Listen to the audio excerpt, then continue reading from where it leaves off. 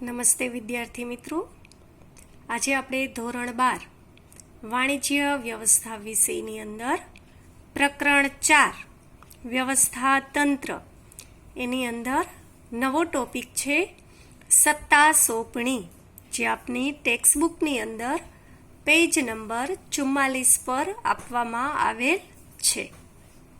સત્તા સોંપણી, સૌપ્રથમ આપણે એમનો અર્થ સમજીએ તો કાયદાની દ્રષ્ટિએ સત્તા એટલે કાયદેસર રીતે પગલાં લેવાનો અધિકાર. આપણે કાયદાની દ્રષ્ટિએ સત્તા શબ્દનો અર્થ જોઈએ તો સત્તા એટલે શું? તો કે કાયદેસર રીતે પગલાં લેવાનો અધિકાર. કાયદાની દ્રષ્ટિએ સત્તા શબ્દનો અર્થ થાય પગલાં લેવાનો અધિકાર. પરંતુ ધંધાકીય એકમમાં સંચાલનની દ્રષ્ટિએ જોઈએ તો સત્તા એટલે શું?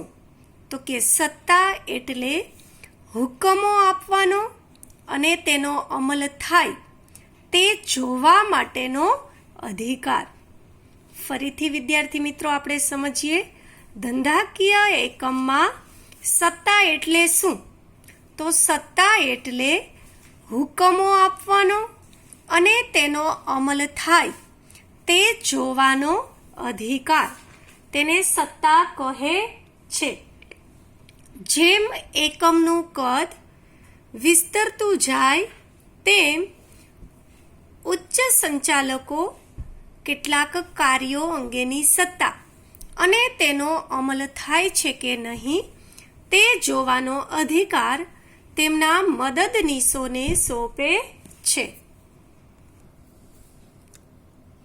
એટલે જેમ કોઈ પણ ધંધાકીય એકમનું કદ વિસ્તરતું જાય, એટલે કે જો એકમનું કદ મોટું હોય તો ઉચ્ચ સંચાલકો છે એ કેટલાક કાર્ય અંગેની સત્તા અને તેનો અમલ થાય છે કે નહીં તે જોવા માટેનો અધિકાર તેમના કેટલાક મદદનીશોને સોંપે છે, એટલે કે હાથ નીચેના કર્મચારીને સોંપે છે.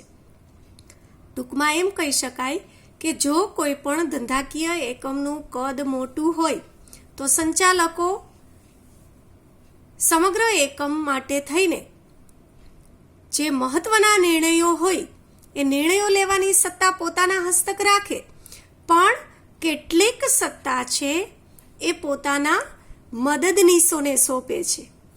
મદદનીશો પોતાને સોંપવામાં આવેલ આ કાર્યો અસરકારક રીતે પાર પાડી શકે તે માટે તેમને કાર્ય કરવા માટેની અને તેનો અમલ થાય તે જોવા માટેની સત્તા આપવી પડે.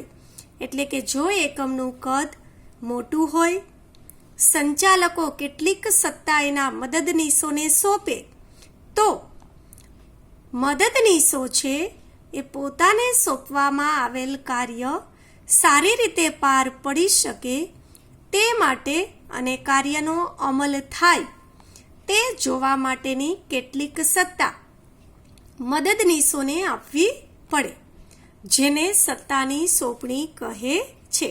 એટલે કે સંચાલકો પોતાના હસ્તક રહેલી કેટલીક સત્તા એમની હાથ નીચેના રહેલા મદદનીશોને સોંપે છે, જેને સત્તા સોંપણી કહે છે. આમ સામાન્ય અર્થમાં કહીએ તો સત્તા સોંપણી એટલે કાર્યની બીજાને સોંપણી કરવી અને તે કાર્ય કરવા માટેની સત્તા પણ આપવી. એટલે સંચાલક અમુક કાર્યની સોંપણી એના મદદનીશોને સોંપે છે. હવે જો કાર્યની સોંપણી કરે તો એ કાર્ય કરવા માટેની એને સત્તા પણ આપવી પડે. એટલે સંચાલકો પોતાના મદદનીશોને અમુક કાર્યની સોંપણી પણ કરે છે અને તે કાર્ય કરવા માટે તેમને સત્તા પણ આપે છે. હવે આપણે સત્તા સોંપણીની વ્યાખ્યા જોઈએ તો લુઈસ એલન નામના લેખક જણાવે છે કે સત્તા સોંપણી એ એવી પ્રક્રિયા છે કે જેમાં સંચાલક પોતાને મળેલ સત્તામાંથી, બરાબર સમજો વિદ્યાર્થી મિત્રો, લુઈસ એવું કહે છે કે સંચાલક પોતાને મળેલ સત્તામાંથી વિધિસર રૂપ એટલે કે કાયદેસર રીતે તેના મદદનીશોને કાર્ય અને ફરજોની સાથે સત્તાની પણ સોંપણી કરે છે અને મદદનીશો અન્ય વ્યક્તિઓના સહકારથી જે તે કાર્યનો અમલ કરાવવાના હેતુસર સભાનતાપૂર્વક આ સત્તાનો સ્વીકાર પણ કરે છે. સત્તા સોંપણીમાં જવાબદારીનો ખ્યાલ પણ પૂરક છે, એટલે કે જો કોઈ મદદનીશને સત્તા સોંપાય કોઈ કાર્ય અંગેની તો એ કાર્યને પૂરું કરવા માટેની એની જવાબદારી પણ ઉદ્ભવે. એટલે કે મદદનીશોને સત્તા આપી દેવાથી તે કાર્યના અમલ માટે જવાબદાર કોણ? મદદનીશો. એટલે કે તમે કોઈ કર્મચારીને સત્તા આપો કોઈ કાર્ય અંગેની તો પછી એ કાર્ય પૂરું થાય છે કે નહીં એ જોવાની જવાબદારી મદદનીશની રહે. પરંતુ તે કાર્યના પરિણામનું અંતિમ ઉત્તરદાયિત્વ તો ઉચ્ચ અધિકારીઓનું જ રહે છે. એટલે કે સત્તા સોંપણી એ જવાબદારીથી છૂટવાનો માર્ગ નથી.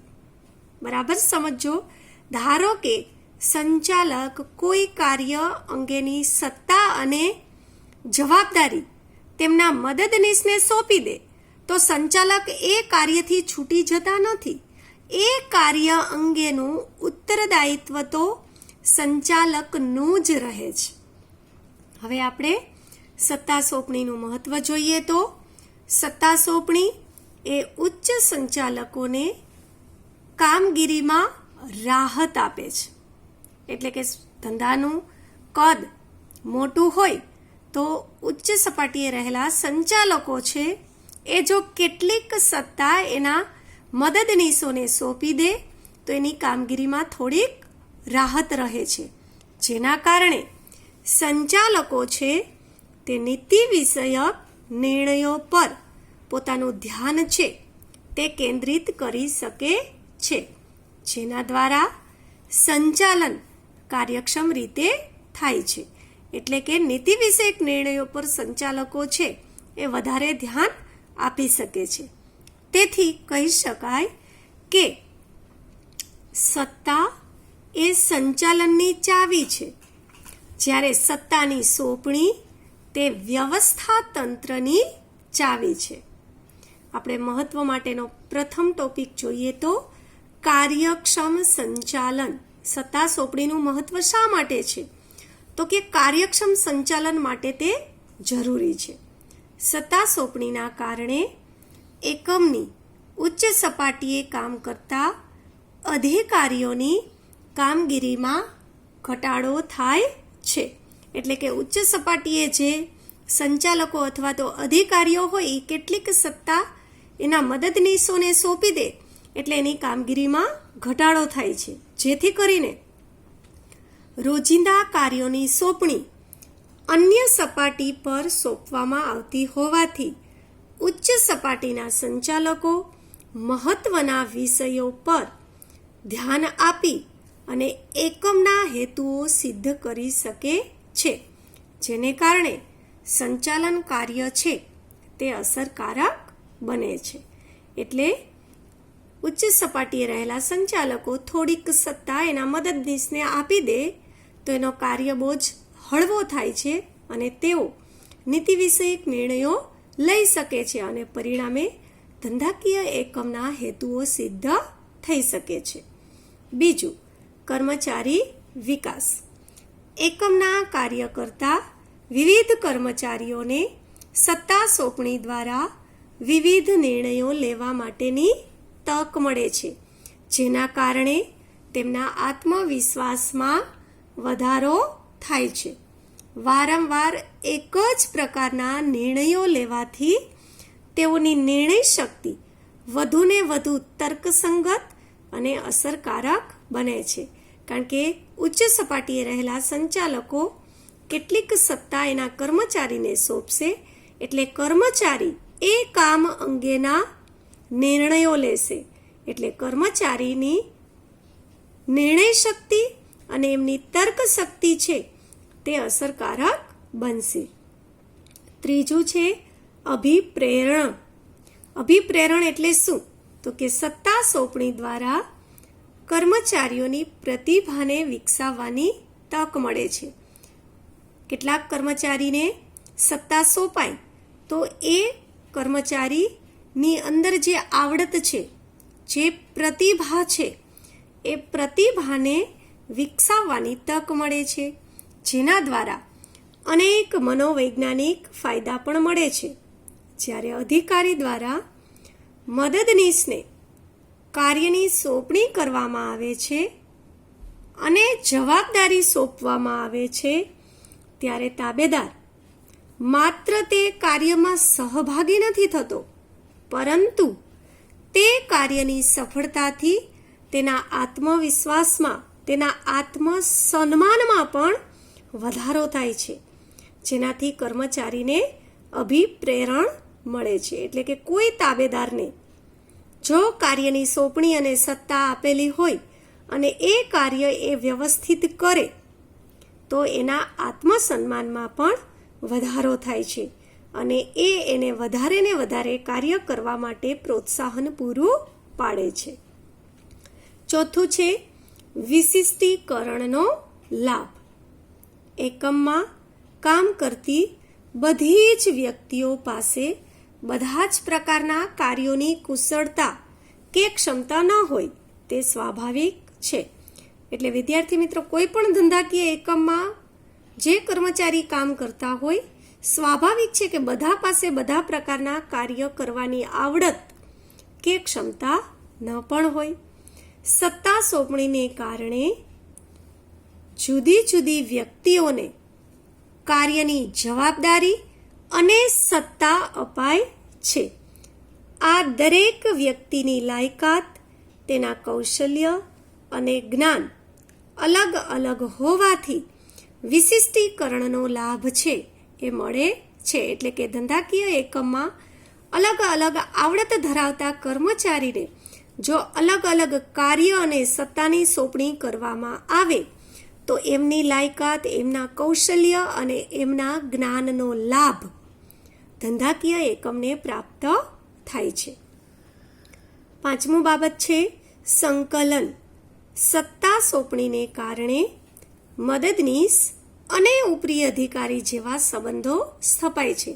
આપણે અગાઉ જોયું કે ઉપરી અધિકારી પોતાના હાથ નીચેના તાબેદારને કેટલાક કાર્યની સત્તા સોંપશે, એટલે ઉપરી અધિકારી અને મદદનીશ એવા સંબંધ સ્થપાય છે. તળ સપાટીના કર્મચારીને પોતાના કાર્યનો નિર્ણય લેવા માટે સ્વતંત્રતા મળે છે. તેના સૂચનો અને સફળતાની નોંધ પણ લેવાય છે. તેના અભિપ્રાયોને પણ ચોક્કસ સ્થાન મળે છે. તેથી એકમના આંતરમાળખાકીય સંબંધો છે એ વિકસે છે, જેના કારણે સંકલનનું કાર્ય અસરકારક રીતે થાય છે. સંકલન એટલે ભેગું કરવું. એક વિભાગમાંથી બીજા વિભાગના કર્મચારી માહિતીની આપ-લે કરી સંકલન સાધી એ માહિતીનો ઉપયોગ ધંધાકીય એકમના ધ્યેયને સિદ્ધ કરવા માટે કરે છે. સત્તા સોંપણીનું છઠ્ઠું મહત્વ છે વિસ્તરણની તક. સત્તા સોંપણી દ્વારા એકમના કેટલાક કાર્યો મદદનીશોને સોંપી ઉચ્ચ સંચાલકો ધંધાકીય એકમના વિસ્તરણનો વિચાર કરી શકે. આપણે અગાઉ જોયું કે ઉચ્ચ સપાટીએ રહેલા સંચાલકો કેટલીક સત્તા તેના મદદનીશોને સોંપે છે. એટલે મદદનીશોને કાર્યની સોંપણી કરી દેવાથી સંચાલકો છે તે એકમના વિસ્તરણનો એટલે કે ધંધાનો વ્યાપ વધે તે માટે વિચાર કરી શકે છે, જેના દ્વારા એકમનો વિસ્તાર વધારી હેતુ સિદ્ધિ સરળ બનાવી શકાય છે. આ રીતે વિદ્યાર્થી મિત્રો ધંધાકીય એકમની અંદર સત્તા સોંપણી કરવાથી ઘણા બધા ફાયદાઓ છે એ થઈ શકે છે. પરીક્ષામાં તમને સત્તા સોંપણીનો અર્થ, એમની વ્યાખ્યા અને સત્તા સોંપણીનું મહત્વ શું છે અથવા સત્તા સોંપણીના ફાયદા જણાવો, આ રીતે તમને પ્રશ્ન છે એ પૂછવામાં આવે છે.